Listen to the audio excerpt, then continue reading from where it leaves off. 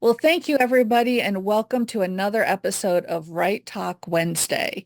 I'm Kit Kalestow, your host, and we are presented on the Muse Charmer Radio Network. I am here with Aborigen, and we're going to be talking about just a little bit of everything. And before we begin, let me just go ahead and tell you a little bit about today's guest. So Aborigen is an author of size fantasy, which I don't know about you, but that was a new genre to me, but it's one that sounds extremely fascinating. So I'm glad we get a chance to talk about that. But basically, um, they write speculative fiction and erotic fiction centered on giantesses or people who get shrunk, are born in tiny, and interact with the gigantic world. So definitely it is what it says. It is size fantasy. And in addition, they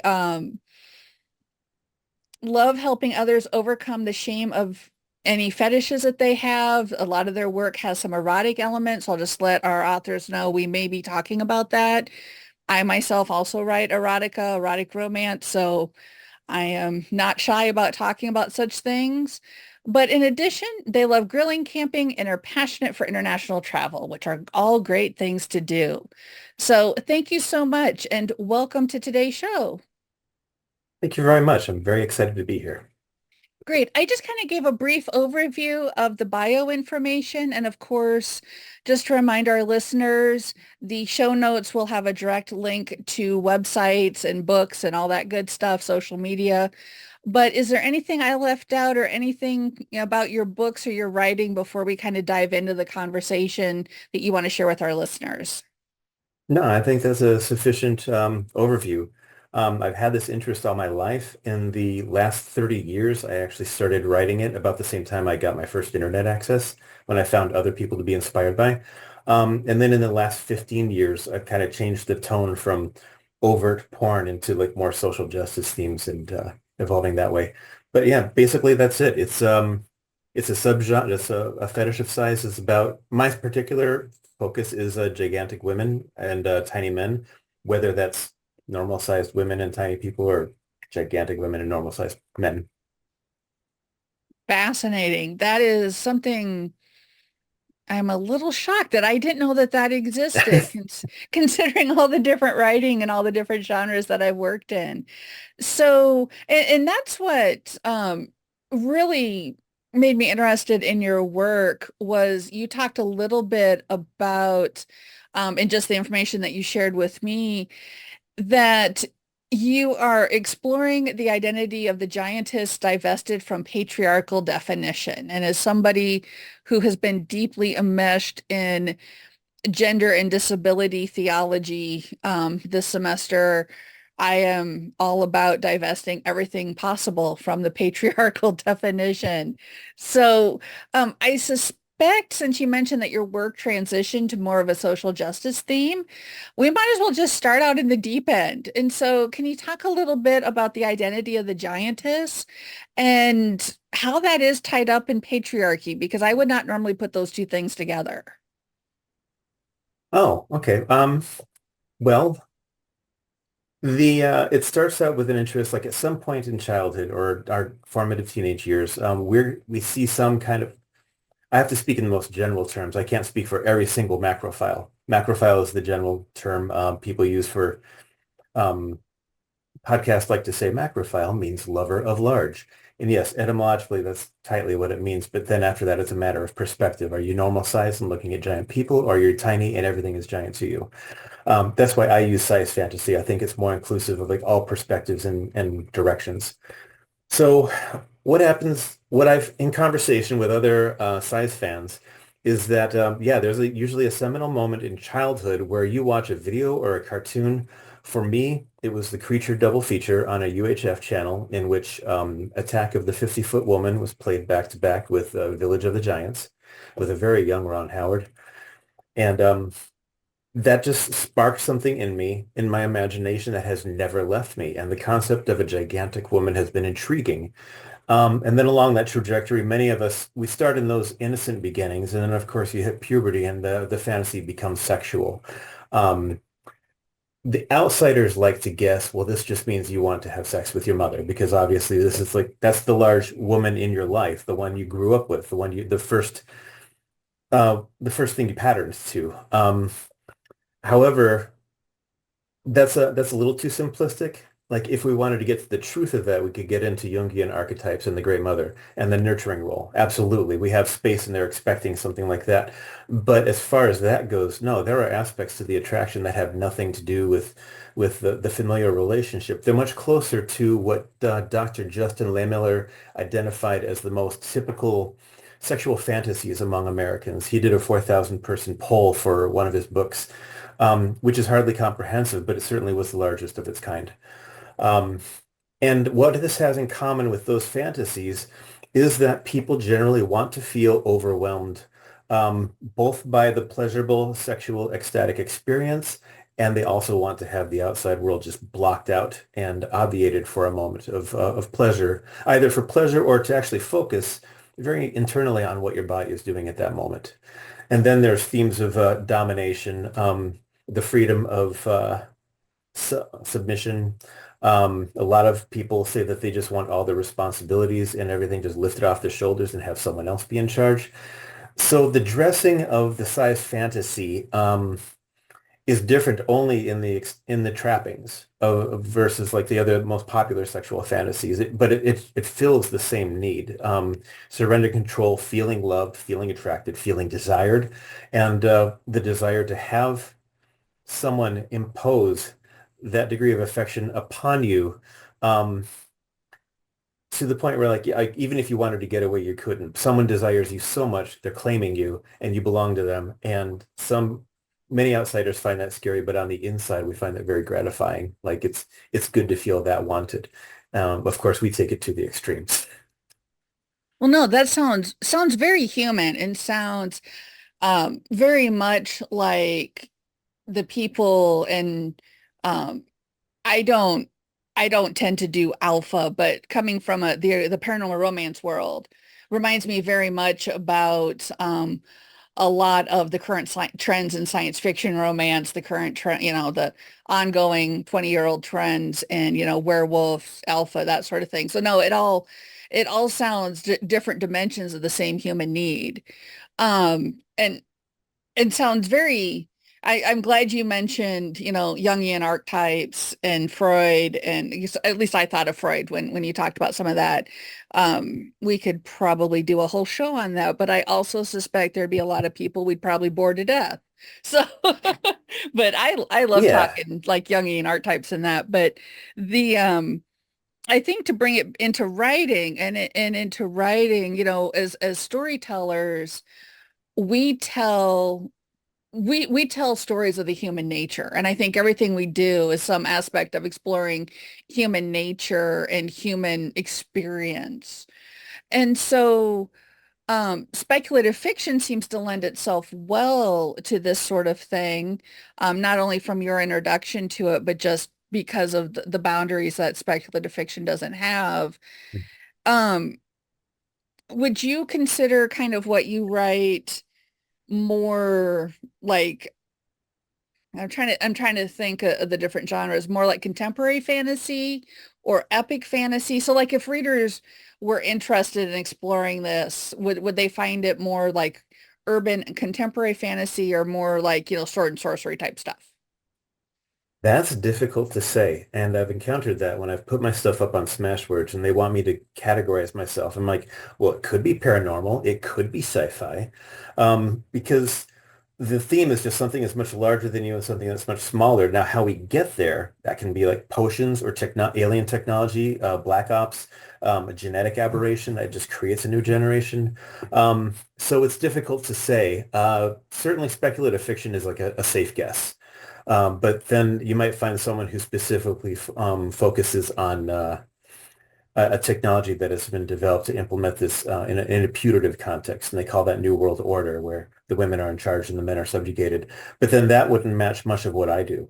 Also, I just want to step aside for a second and say I'm remiss to saying that this is strictly large women, giant men, tiny men. This is absolutely giant women, giant men, tiny people. Well, all genders, the pan spectrum, because the authors really have taken the basic premise and made it work for them. So there's a lot of crossover with furries and balloonists, and then body enlargement, but size sits at the center with like these very heavily siloed subdivisions that have like some crossover, maybe not. But for my work specifically, I actually cheated and created five separate genre-based worlds. So in one world, um, tiny people are just born that way. And in another one, absolutely, there are laboratories that are growing and shrinking people down. And in another one, it's down to magic and fantasy. So it's yeah, when it comes down to size, you really can't pin that down to one specific genre. That's interesting. So it's like a niche within a niche within a niche. I mean, it's, Yeah, you yeah, can find an author who wow. specializes in fantasy, but then the next one has nothing to do with that. Wow. So, and it sounds like, and I'm going to say this as somebody who writes in multiple genres because I have ADHD and I can't stop with one idea. But it sounds like that really works for your creative style that allows you to explore different ideas, different premises, but still, if a reader would come to your work knowing what to expect, so to speak. Yeah, that's where social media has been very handy, where authors can absolutely advertise their work, and then you find people that you like, and then you find learn who they like, and then there's a forum, Giantess World, which is just like a huge text-only repository for stories. Someone actually started an account for me because I wasn't there, and then one day I showed up and I found out like 20 of my stories were already uploaded by someone using my name, and he did not contest the account. He just wanted my stuff preserved. So I took it Wow. over and then I expanded it. But yeah, you go there. There it's much easier to search for genre. Then you find your specific interest. Maybe it's not easier to find it by genre. You find your interest and then you find the genres people have explored that interest. But yeah, the social media has really been helpful because authors have been able to get their voices out there and collaborate and form small communities. It's difficult to say that size is one community. It is definitely the shared interest, but there are like subdivisions almost immediately, and you can go 20 years without meeting another artist who is into exactly the same thing you are, just because your paths have never crossed. Um, to that end, actually, I hosted a writing contest for 4 years, and that was like both to train writers to like develop beyond their comfort zone, but also to raise awareness of all the writers that were out there. And the contest only expanded, and they were more than happy to like promote their own stories when the contest was over. And I thought that drew more attention, and so people were able to like figure out who else they like and I can't even say that those contest themes were genre specific. There was like usually a theme, but again, if they wanted to treat that through sci-fi or fantasy or paranormal, that was totally up to them. Interesting. So I'm gonna ask you a question, and you may not have an answer for it, and it's totally cool. Okay. But talking about raising awareness for the genre, one of the things as somebody who it sounds like you too have been writing in this business for a very long time, there are some very good things about social media and independent publishing and the fact that we can all get our work out. And there's some very bad things. And one of the bad things I find is we are much more siloed and we can kind of create our own ecosystems and not cross paths with other people simply because they weren't aware of a site or they weren't on this social media platform or that social media platform. Do you find that um, also affects the work that you do and the communities that you're in? Because you talking about that giantess site makes me think of like Archive of Our Own, um, Yes. or even like back in the day, I'm going to date myself here, but like Live Journal back in the day when we were all on it with Uh, our fan fiction and you could find people by searching, and now I feel like some of that has been lost. it is really difficult. I think it's just because of the vocabulary of the supergenre. Like we've got one word for giantess. If you search for giant, you could find a baseball team. If you search for GTS, you could find like automotive interests. Um, there's no one word for tiny person. like, sure, maybe one person wrote about leprechauns in a story, and maybe another one wrote about pequeños. Um, it's really hard to find, so you really have to like find the community and then get references from them and explore that database. But yeah, social media, that has very much been a double-edged sword. I mean, I had a blogger account when uh, Gmail threatened to begin censoring adult content. And due to the uproar, they very begrudgingly allowed us to be there, but promised that we would not be listed in a web search. And then Twitter saw a huge boon to its population when Verizon slash Oath purchased AOL, Yahoo, and consequently Tumblr, and then instituted their own censorship policies, devastating the population and driving their net worth literally by 99.8% when they sold it to WordPress. Um, so they moved into our community. Um, Tumblr was torn apart, and then of course we all know what happened to Twitter. That got or as I call it, the Nazi bar. And at that point, a lot of artists and creators were stuck with the sunk cost fallacy. Like, do I stand by my principles and leave the Nazi bar, or do I stay here where my 100,000 followers are? And I recognize, like, if you've got a business model, if what you're creating is enabling you to get rent and health care, you're not willing to just like pick up and migrate on a principle.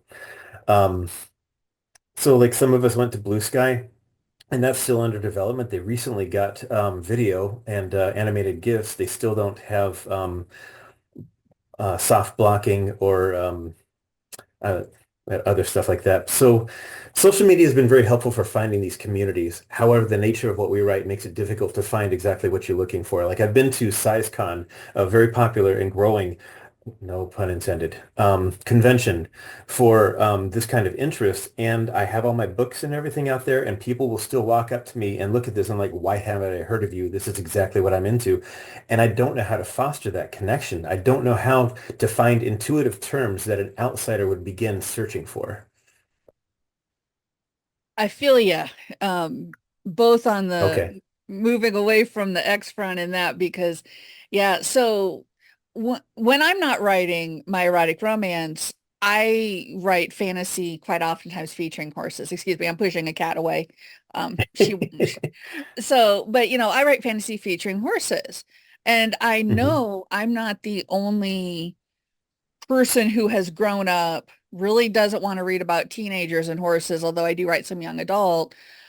And Hmm. like, yeah, so yeah, people will be like, well, why didn't I know about you? Well, welcome to the internet. It is it Exactly. It's so huge. it is so huge and so difficult. And yeah, the terminology and everything. And I moved away from Twitter. I so did not have 100,000 followers. I moved away from Twitter, and even I noticed with my small amount of followers. And I was like, it is what it is at this point. But yeah, I Yeah, haven't explored Blue Sky much, but I hear that there is a really good writing community on Blue Sky. I am on Mastodon, and I am loving Mastodon. I mean, Mastodon's got its problems, but I am loving the writing community and finding people on Mastodon that I have not found anywhere else. that's fantastic. Yeah, I went straight to Mastodon and I tried to explain it.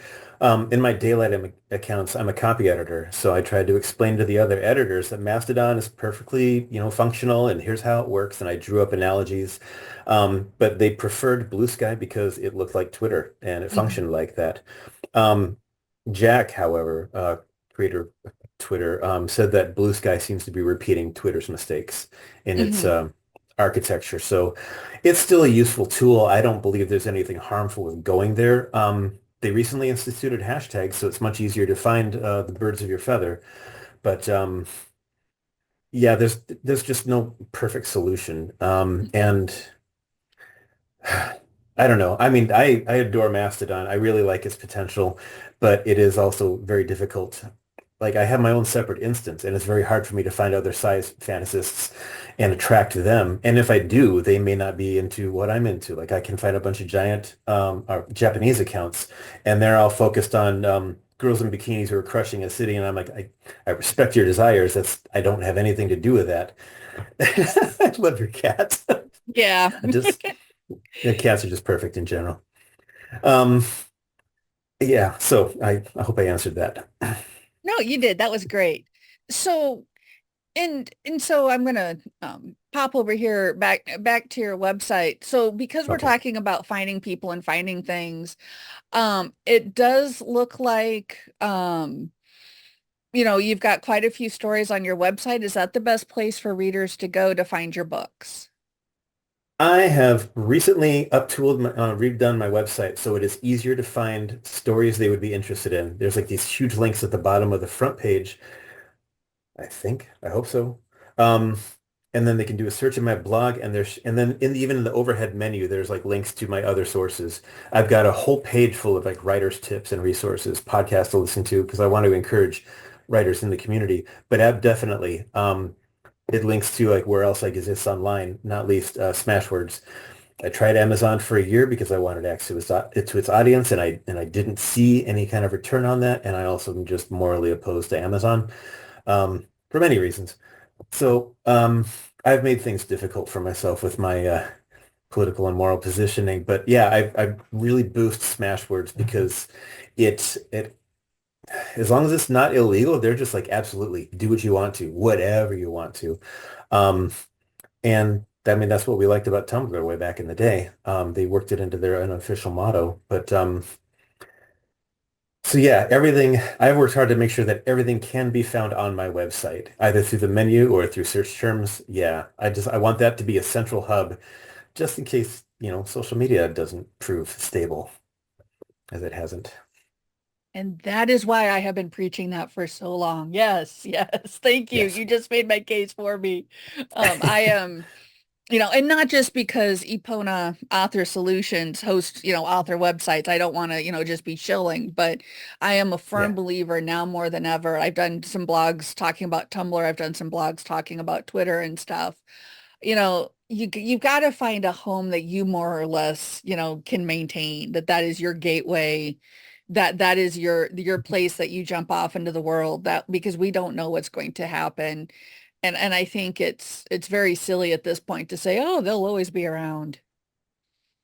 They won't always be around, but I am sympathetic with people who are overburdened and don't feel like Hmm. learning a new platform or new code. Like, and now there's a new kerfuffle around WordPress battling Yes. WP Engine, and lines are being drawn there. And I'm like, well, you could start an account with NeoCities and build your own website, but that requires authors who are busy like composing and revising and doing their own social media marketing, now learning HTML and CSS. Yeah. And I understand it if that's too much. It's we just don't we just don't have enough time, and a lot of us just don't have enough energy. Like when I'm not writing, I'm driving down to my mom's house and taking care of her meds, and and other people have much more considerations to deal with. So like I'm sympathetic. If someone's like, I just want the easy way out, and I can't think about these other things, that's fine. I don't hold that against anyone, but again, I really do believe in a plan B. Hmm. Like if these sites go down, there has to be one place, even if you just set up a bit.ly link, like a menu of where you can be found and reached. That's a step in the right direction. Yeah. Just a second. Come on, sweetheart. Sure. You are not the one that I thought was going to cause trouble. He is sleeping. But yeah, I mean, gosh, I have talked for hours. I could talk for hours on that whole thing. So, and one of the things that I noticed and I really appreciated was that section for writers on your website. Hmm. As far as, that's one of the reasons why I do this podcast, to introduce people to writers they may not have heard about, genres they may not have heard about. Hmm. And that, so it looks like that you've got a link, for other writers who write about size. You have creator links. So it looks like you've got just a really nice little community there for writers who write size fantasy or size erotica. I try to. It's not comprehensive. When you begin to do something like that, obviously people are going to feel left out. Because as we've said, the internet is just too huge, and there are people that I absolutely would be totally into. I've just never heard of them. Um, and on the other hand, attempting a project like that can be a useful flag to attract other people. And as I started my size podcast, I had people I've never heard of come out of the woodwork and volunteer their experiences, which was useful. So my basis for those pages, those links are people that I know and that I'm into. Like if you like me, you're likely going to like these people. There are other fantastic artists and writers out there who are doing amazing things. Um, I'm not listing them because they're just too far out of my realm of interest. And it's not a comment on their quality. I admire the hell out of them, and I'm glad the more of us there are, the better the community is. But I am just narrowing things down to my realm of interest. But yeah, but it's very important. Even that said, it's still very important for me to promote and make sure people are aware of these other authors and creators and artists. Just because I'm trying to supplement what social media isn't able to do and just promote and say, like I said, if you like me, here's a dozen other people you're going to be into. And that's awesome. And that is probably well, I know that is. That's a much more organic and much more oh, what's the word? My brain just hiccuped. I want to say natural, but one of my classes is like redefining natural, and so that word always trips me up. But anyway, it's a much more Okay. organic way of, kind of saying, hey, doing the Amazon also bots or something like that, Yeah. where you say, okay, Netflix does it, any of your streaming services. If you've liked this show, you might like these shows. I think that listing other authors and doing that sort of work is a much better way of doing that than letting some algorithm do it for you, is what I'm trying to say. Yes. Yes. I don't even know what algorithm would guide you to another size author. I Yeah. think, we've just basically been kind of like quietly shadow banned on various platforms. Hmm. Um, so that's why that's also why it's so important. Like I had an account on Amazon and suddenly it stopped being listed and I expected it. I was just waiting for that to happen. Stripe just cut me off entirely. Canceled my account and my subscribers because not only do they ban adult artwork, they also ban adult literature. And I was like, well, you have no problem forwarding $7,000 in ad revenue to an avowed white supremacist on Twitter. So not consensual lovemaking, but Nazis are okay. And that's actually the corporate enforced morality legislation that a lot of us are facing in these genres. Hmm. Yeah. And I just want to say, if we got listeners that are listening to that and that are, thinking, well, gee, I write XYZ. The thing is, these are things that we need to be aware of. And Yeah. that's also why, for example, in when I blog about, Wix, Weebly, Squarespace, um, as issues with WP Engine and Matt M aside, and Matt M has Hmm. been problematic for a very long time. But anyway, Yes. those issues aside, a self-hosted WordPress website or some sort of WordPress website is about your best bet if you're going to be writing. Um, yeah, Mhm. I don't want to say outside the mainstream, but if you're going to be following the beat of your own drummer in that regard. Yeah, and there are all sorts of extents you can do. You can do WordPress and just agree not to be listed in search engines. You can code your own NeoCities website. You can Mm-hmm. even have your site hosted in another nation. When I was talking about like, being censored on Mastodon, a lot of people from the Eastern Bloc were like, well, we've got these free, very inexpensive servers if you're worried about censorship. And I was like, I will certainly consider that, and I appreciate the offer. So there are options. They require a lot of resourcefulness and imagination. Um, but absolutely, when you're writing adult content, to whatever degree, romance to erotica, um, it's very important to have a couple of the contingencies in place so people don't lose track of you and you still can be found, or there's somewhere that people can refer to you, if nothing else, to say like, here's what's going to happen next. Hmm. Yeah, definitely. So I get the feeling we could chat for a very long time about a wide variety of subjects. Um, Sure. but and this has been kind of a wide-ranging interview. It's been an interesting interview. It's not how I pictured it in my mind when I started it, but this is great. No, this is all good stuff. And so I do again want to remind our listeners that the your website, your links that you provided will all be in the show notes. But also for those who maybe don't have access to look it up right away, how can our listeners find more about you and your work? Oh, the defined can't access right away. Just like if somebody's listening to this and wants to jot down a website, they're not just looking, they're driving or Oh, whatever, and they just want to remember something. well, I hope they can remember how to spell Aborigen. Aborigen. Kind of like the Spanish term, or other languages have the same thing. I actually got my name off of a 45 vinyl that I won in a trivia contest because I'm terrible with names. But other than that, I mean, even if they search, without using my name, if they search tiny people, giantess erotica, likely they're going to get Pornhub or TikTok does a lot of videos, not necessarily pornographic, just like forced perspective, people having fun with it. Something goes on a trend and then everybody does it.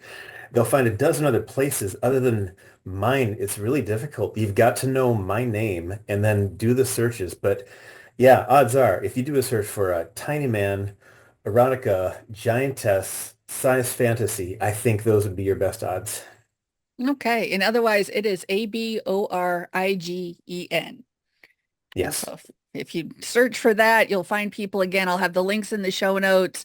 So if you really can't remember, just, get to a point where you can click on the blog post or the YouTube or whatever and go ahead and hit those show notes. Well, it has been a Oh, real pleasure having you here and having this conversation.